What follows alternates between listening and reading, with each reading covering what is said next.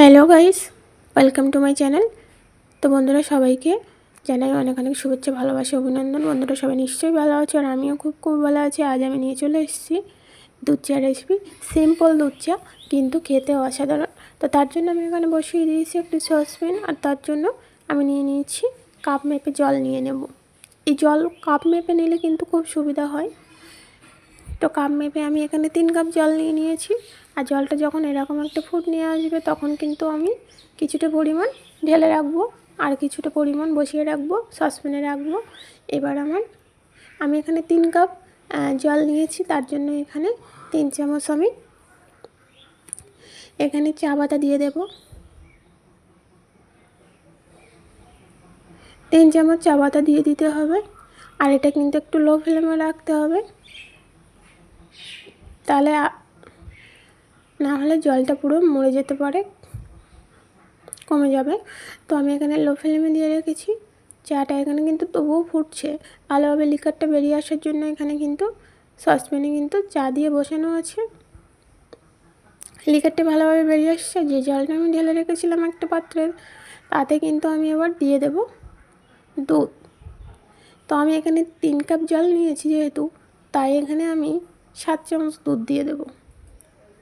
যদি 2 কাপ নেওয়া হয় তাহলে 5 চামচ দিলে কিন্তু চাটা পারফেক্ট আসবে। সব কিছু মেপে নেওয়াই কিন্তু ভালো, মেপে নিলে কিন্তু চাটা পারফেক্ট হয়, কালারটাও সুন্দর আসবে। চার লিকারটা এভাবে বের করে নিলে কিন্তু কালারটাও সুন্দর আসবে, খেতে অসাধারণ, আর ফ্লেভারটা কিন্তু দারুণ আসবে।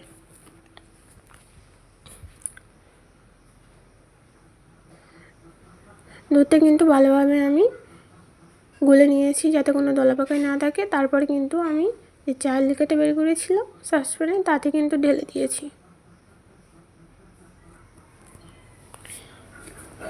দিয়ে কিন্তু একটু ভালোভাবে নেড়ে দিতে হবে, না হলে অনেক সময় তলে লেগে যেতে পারে, পুড়ে গেলে কিন্তু ফ্লেভারটা খারাপ হয়ে যাবে। আর দুধ চায়ের এই কালার, সুন্দর কালার ও ফ্লেভার হতে গেলে কিন্তু সব কিছু সমান মাপে খাওয়া যায়, কম বেশি হলে চলবে না।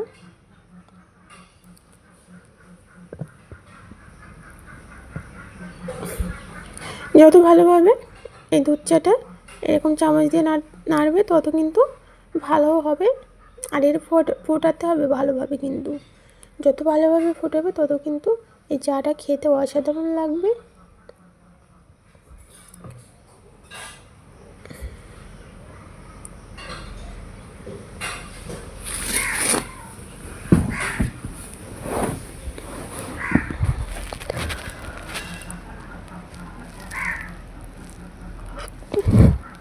দেখো কালারটা কিন্তু কত সুন্দর একটা কালার চলে এসছে।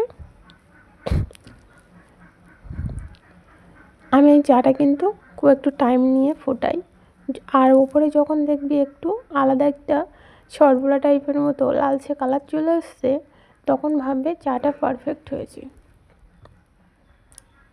চা কিন্তু ভালোভাবে না ফোটালে টেস্ট ভালো আসে না, ও ফ্লেভারও ভালো আসে না।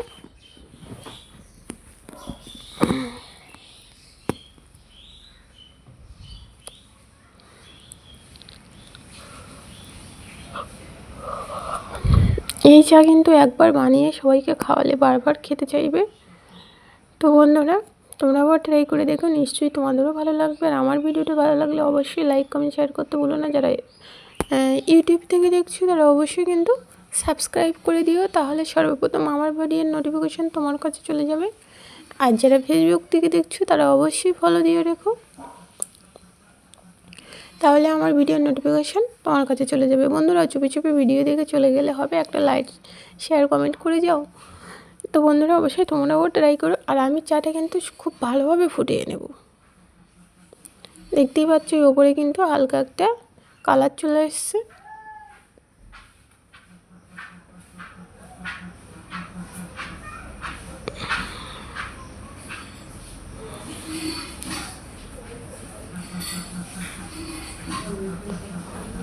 এবার কাপে নিয়ে নেব আমি চিনি। আমার দুধ চায়ে কিন্তু চিনি একটু ভালোই লাগে, তাই আমি চিনি নিয়ে নিচ্ছি। এই চায়ে কিন্তু চিনি কোনো প্রয়োজন হয় না, খেতে কিন্তু অসাধারণ লাগে, খুব সুন্দর একটা টেস্টি চা। দেখতেই পাচ্ছ চায়ের উপরে কেমন একটা কালার চলে এসছে। এই চাগুলো কিন্তু আমি কাপে ঢেলে নেব।